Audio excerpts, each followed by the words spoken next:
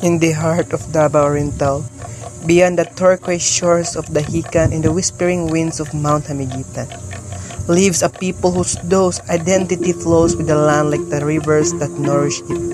They are the Mandaya, proud, spiritual, and deeply rooted in tradition.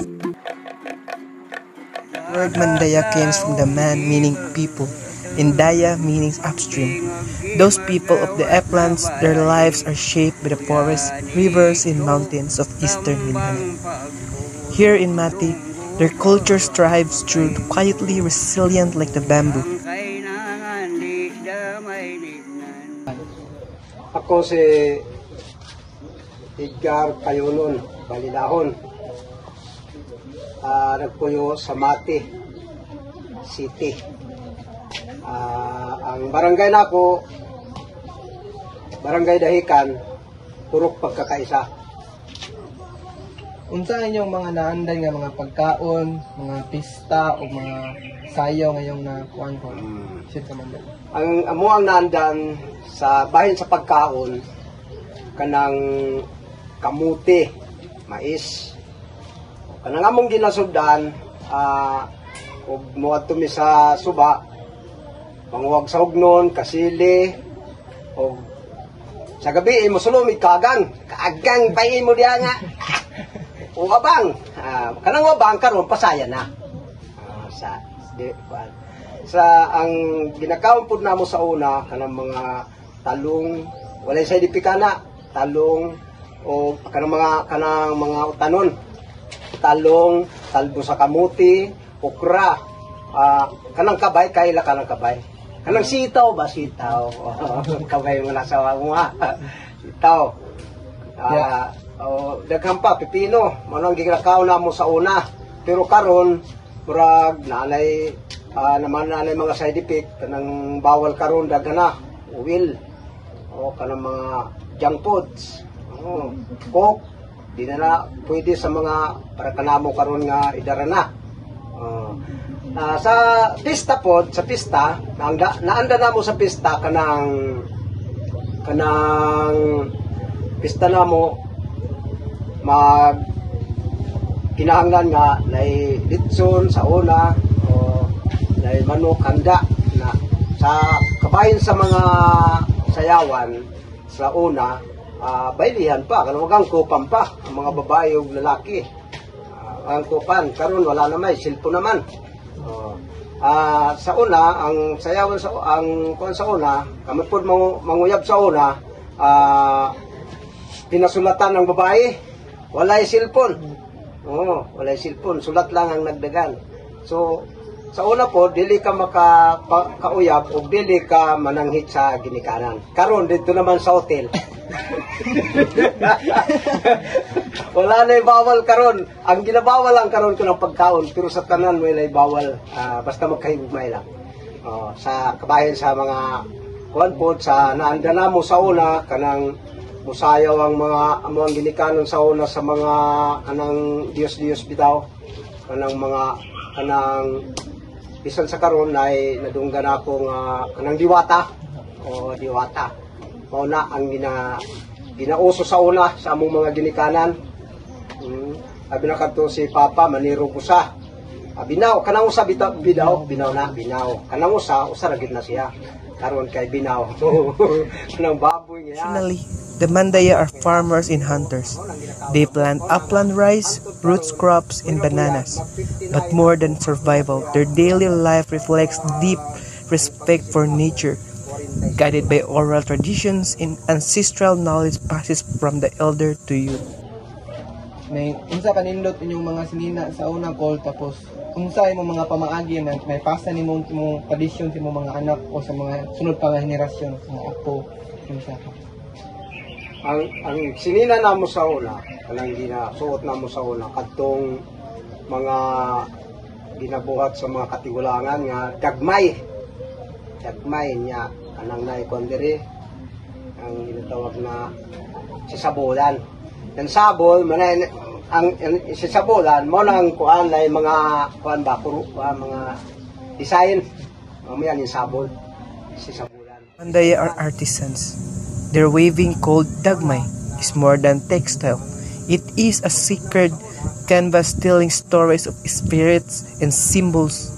Each line, each pattern is a prayer. Ang yapon designan pero katong itom lagi. Atong bahin sa inyong kuan kung saan pagpasa sa inyong anak inyong nindot nga kultura. Mga silang ginaistoryahan, mao ni yung sa kanindot atong kultura. Unsa imong pamaagi pagpasa sila ko. Ibali base na ko kanilan. O kanang kaya imong mga knowledge, imong mga pandan sa una. Ibali kanang istorya ipasa na ko na sa ilaha. Kanang ipasa na ko na nga kuan mga ang naanda namo sa una kanang ginako na ko karon. Pasa di lola ko sa ilaha nga kanang maayo gyud kanang mututok ka og mga kuan ng mga kultura sa una kanang may mayong kabatasan kay sa una dili man maunat mo tong gingon ako nga sa una dili ka maka istorya sa babae dili ka manang. Among the many treasures of the Mandaya people, one of the most precious is their way of showing respect, not just through words but in action. This is what they call bantugan na batasan, good and noble manners passed on from elders to youth.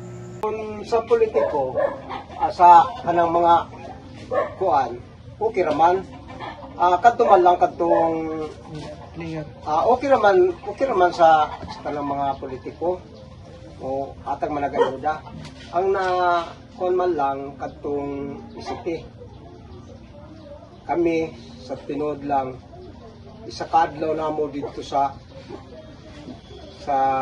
kuan mapila magkuan papilis pagabot ng panahon wala gipirmahan so wala ma-release ni Sir Mayo ni Congressman Almario to mauman lang to ang na kuan nadili. For Mandaya people, government help often comes late or not at all.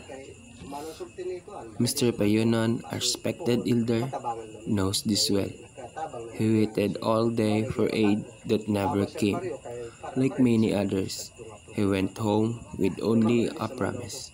Still, the government pledged to provide what they asked for: financial aid, livelihood, and fair inclusion. And though the wait is long, the Mandaya hold on to hope. Because for them, hope is not just waiting, it is the strength to believe the promise will be kept. Para sa mga Mandaya, ang may programa sa mga sa una dito sa programa kung kabahin dito ang pangutana okay ra na pero maglisod man kung mayingon nga na programa diri nga wala man so may mo ako ng bakakon sa tanan mga kuan man sahid man kabalo man sila wala programa kabahin sa Mandaya.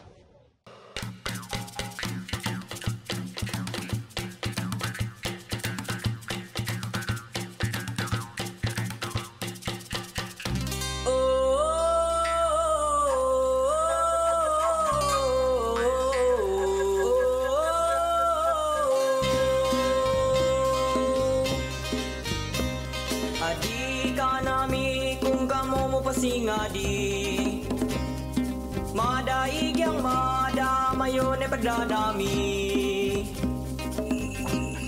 As we end this journey into the hills of Mati, we are reminded that the Mandaya people are more than just a tribe. They are a living heritage.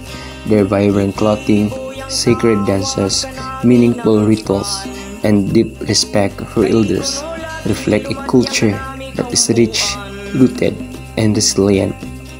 Despite challenges, the Mandaya continue to pass down their traditions with pride, from the way they speak to the way they care for one another. In a world that moves fast, they stand as reminder that identity, respect, and unity are treasures worth preserving.